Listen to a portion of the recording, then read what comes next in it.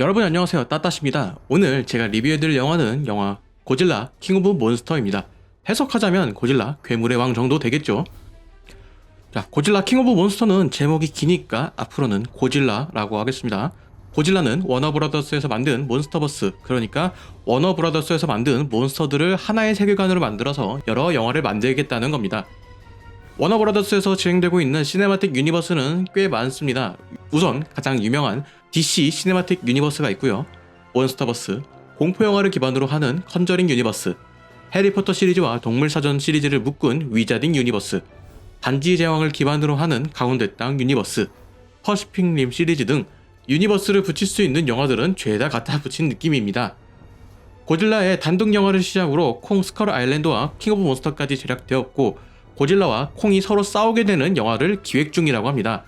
한국에서나 미국에서나 좋은 성적을 거두지 못하고 있으나 중국에서는 상당히 좋은 반응을 얻고 있습니다. 이번 영화는 어떨지 봐야겠네요. 영화의 스토리는 간단합니다.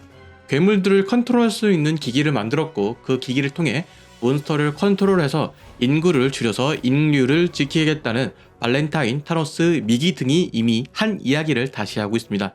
이런 소재만 봐도 이 영화는 새로운 영화가 아니라는 것을 쉽게 알 수 있지요. 하지만 이 영화는 장점이 하나 확실합니다.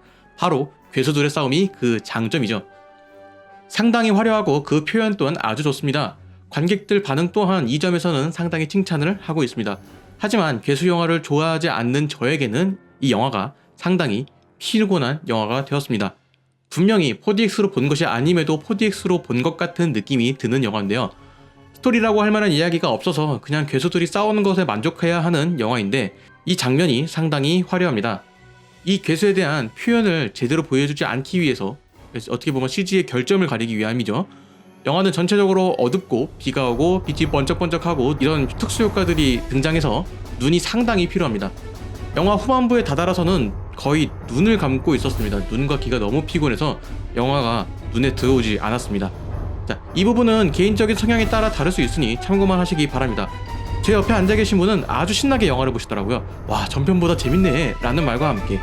그런데 꼭 그런 말을 영화가 끝나고 하시지 왜 영화 중간에 하십니까 도대체?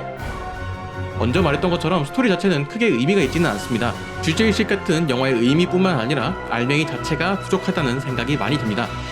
괴물들에 대한 설명도 부족하고 인물이 변하는 과정 또한 생략된 부분이 많습니다. 그리고 문제가 해결되는 과정 또한 이미 다른 영화에서 흔하게 봐왔던 이야기와 비슷합니다. 굳이 따져보자면 쥬라기 월드와 비슷한 전개 방식이 아닌가 싶습니다. 공룡들의 구분이 확실하게 되는 쥬라기 월드와 다르게 고질라에서는 여러 몬스터들이 등장하지만 울음소리도 비슷하고 피부도 비슷해서 싸우는 장면에서 두 괴수의 구분이 어려운 것은 물론 액션의 전개 자체가 확실하지 않습니다. 영화를 보면 아, 쟤네들이 싸우고 있네, 딱 그런 생각이 듭니다. 이 영화를 보면서 내가 왜 굳이 이 영화를 봐야 됐을까? 라는 질문을 스스로에게 했을 때 답을 내릴 수가 없었습니다. 유명한 스타가 나와서 자신만의 개성을 보여주는 것도 아니고, 순수한 괴물들을 이용하려는 인간의 군상을 보여주려는 것도 아니고, 도대체 이 영화는 무엇을 말하고 싶었는지 알 수가 없습니다. 특정 소재의 영화를 좋아하는 분들도 그 소재가 사용된 영화라고 무조건 좋아하는 것이 아닙니다. 그 소재를 잘 활용해서 재미를 느끼게 해줘야 되는 것이죠. 영화 램페이지처럼 괴수와 인간의 조화를 이야기하고 있지만 실질적인 조화를 보여주지도 못하고, 신화 속에서만 존재하는 괴수와 인간이 함께 지내는 모습을 우리는 꿈꾸고 있다는 식으로 이상적인 이야기를 보여주는데, 그것을 위해서 무엇을 해야 하고 어떤 자세를 취해야 하는지에 대한 이야기조차 하고 있지 않습니다.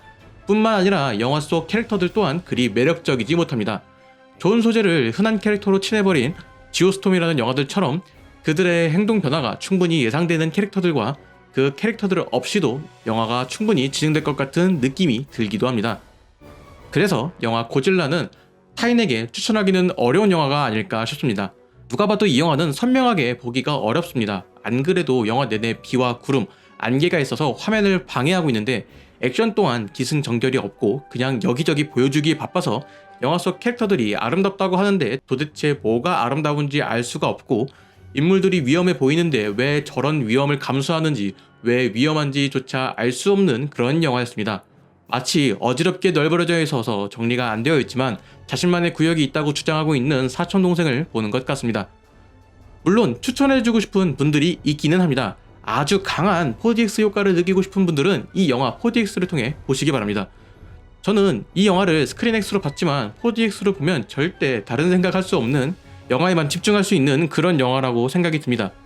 아닌가? 오히려 4DX의 강한 효과 때문에 이렇게 안 좋게 얘기하면은 이런 영화에 무슨 작품성을 따지냐, 영화가 괴수가 나와서 때려 부시고 통쾌하기만 하면 되지 라고 하실 분들이 계실 겁니다. 이런 괴수 영화들에도 작품성이 뛰어난 영화들이 존재하고 있으며, 저는 어떤 소재의 영화를 만들더라도 작품성이 있었으면 하는 바람이 있습니다. 그렇다고 그런 생각을 하신 분들이 틀렸다고 생각은 하지는 않습니다. 영화를 보면서 무엇을 중요하게 생각하고 그 영화를 보는 목적은 사람마다 다르니까요. 그분들에게는 이 영화가 스트레스 해소성, 통쾌하게 보였으면은 그러면 된 겁니다. 남이 어떻게 봤냐가 중요한 것이 아니라 결국에는 내가 어떻게 봤냐가 중요한 것이죠.